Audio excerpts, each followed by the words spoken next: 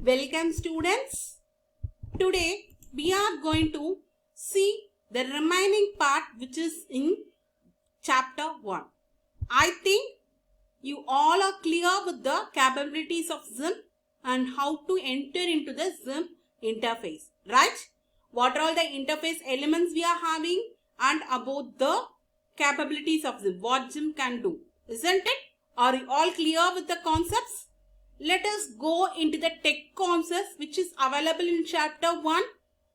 In chapter 1, if you are having any doubts, you can message me in the WhatsApp.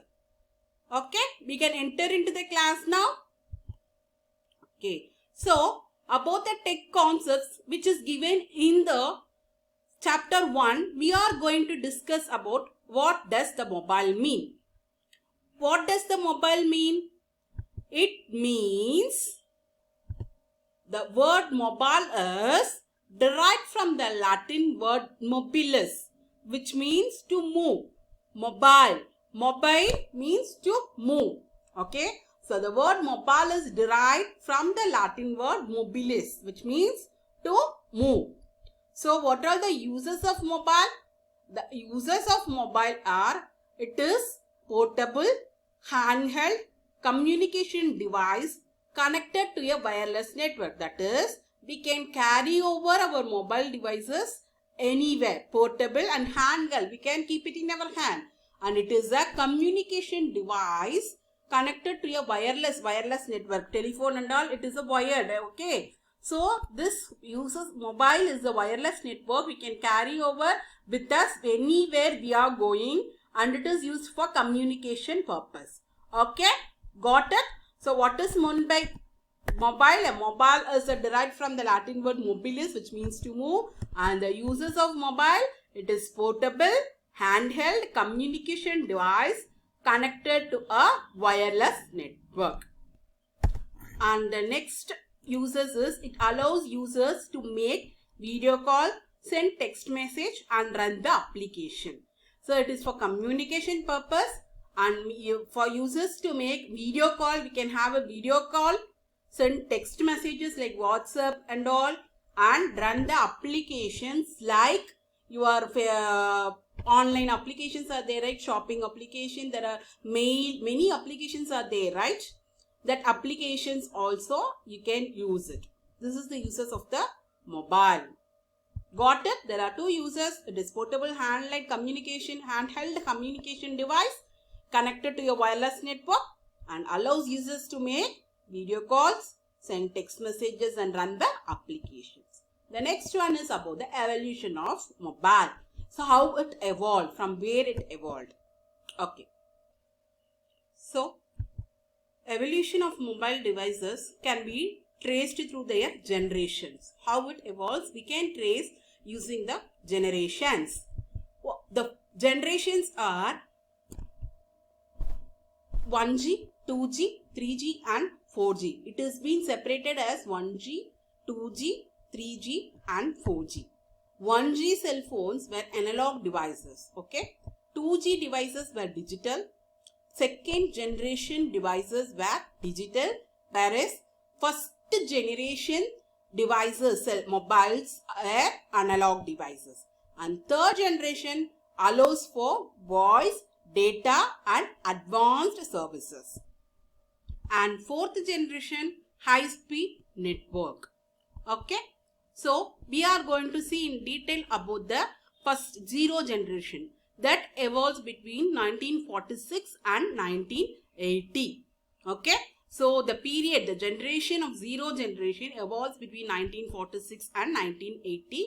The device used is like this. The device used in the zero generation, the communication device, the telephone will be like this.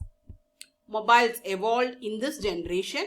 It is very expensive and only voice could be transmitted using this device. Okay, so in zero generation, it evolves between 46 and 1980. It is very expensive. Only voice could be transmitted. Got it? The next one is the first generation. It is from 1980s. In the 1980s, this first generation evolved. The first generation model mobile is like this. Okay, the model of the first generation mobile is like this. So analog signals used for the communication. Technology we used in this first generation are advanced mobile phone system and data tech technology. Advanced, AMPS, advanced mobile phone system, AMPS, advanced mobile phone system, and data tech, wireless data network technology are being used for communication. And in one first generation, the other things used are the introduced BlackBerry. BlackBerry is like Nokia company. BlackBerry company introduced its first BlackBerry mobile. And the next one is voice and limited data is only transmitted. Only voice and limited data is transmitted. Okay, clear with this first generation? See here in the tech concept, you are going to just see the generations, not in detail. You don't want to say, ma'am, why this AMPS and data tag? We don't know that. You just want to know what are all the generations and what communication is used and the technologies, AMPS and data tag. You don't want to tell in detail. You don't want to learn in detail. Only the names are enough. Okay, just for your reference purpose. Got it? The second generation in 1990s, it is button type phones. Okay, in 1990s, second generation evolved. It is button type phones. It uses digital transmission, introduced data services along with SMS. In 1990s only, we introduced it to SMS text messages. Okay. And then technology used here as global system for mobile communication and CDMA, code division multiple access. So in first generation we used data tag and AMPS. In second generation we use the technology called as GSM, global system for mobile communication, and code division multiple access is used for communication. Any doubt till now? And the third generation, we are from 2004 till now, we are having this third generation mobiles. Okay. So in this third generation mobiles, evolved into wireless voice telephone, mobile internet access, video calls and mobile. Till second generation, we are not having any video call facility and all. Only button type phones. But in 3G only we came into touch screen, and also about the video calls and mobile TV also we can see using this 3G mobile devices. Okay, clear? And then it uses broadband data, streaming video and voice also included. So from 3G only broadband data introduced and the streaming of videos and voice also included. And now we are using the fourth generation, and not fully we are using fourth generation mobiles. Brings high speed broadband for data and visual information, helps to transmit data at 100 megabytes per second on the move and 1 gigabyte per second while stationary. So fourth generation mobile, it is evolving, and in future also to transfer the data in high speed. Now also, while 1.5 GB or 5 GB only we are using per day, and also it is very slow, you know. In future they are going to introduce that transmission of data and video, it will be very fast, not like the 3G or 4G that we are using now. Got it? So this is the evolution of mobiles. You are clear with the four generations? Yes? Guys, you know better than me about the mobiles, isn't it? Yes or no? You know better than me about the mobile. Now we are using mobile for everything, and hereafter through artificial intelligence and virtual reality, we can see and talk. Right? Is it so? Yes, in future there are many more to come using the 4G and 5G networks. Got it? We can enter into our activities and the question answers. Yes, the answers for the PEP activity 1.1. The first answer for this is Sachin Tendulkar. Okay. The second personality is Roger Federer. Sachin Tendulkar is a famous cricket player and personality Roger Federer is a tennis player. See here, this half, this is Sachin and this half is Roger. These two photos, they morphed together. These two pictures, they cut and morphed together. Morphed means they have done something. Okay. So the two photos are combined and morphed together to form a new image. If you see this image from far away, you could not identify anything, right? First, if you see, you cannot identify anything. The two faces, two famous personality images are morphed together. Is it so? Yes, this is what called as morphing technology. Through GIMP and Adobe Photoshop, there are many options to be done. Okay, this is the first PEP activity. The second PEP activity, here in the second, observe the following picture. The picture has been modified. So what are all the things modified? I'll say you what are all the things modified. Tables and cups. See here in this tables and cups in the picture is added from another picture. The next one, watering can and any toy horse are added. See, this watering can which is here, and this horse toy is being added from another picture. It is not original. And the next one is more contrast on the top of the image. Here this white color is contrast is more. We adjusted the contrast of this topmost image, and here in the bottom we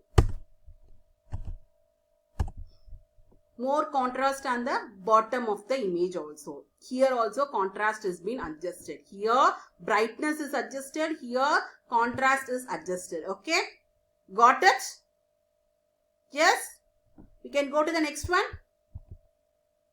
So the next one is about the components. So these are all the components. Right? The first one is the toolbox. The second one is the tool options. The third one is the image window. Fourth one is the layer path undo. And the fifth one is the brushes, patterns and gradients. Yes? Got it? Here written toolbox, tool options, image window, layer path undo, history doc, brushes, patterns and gradients. All have written this? Yes? Can we go to the next one?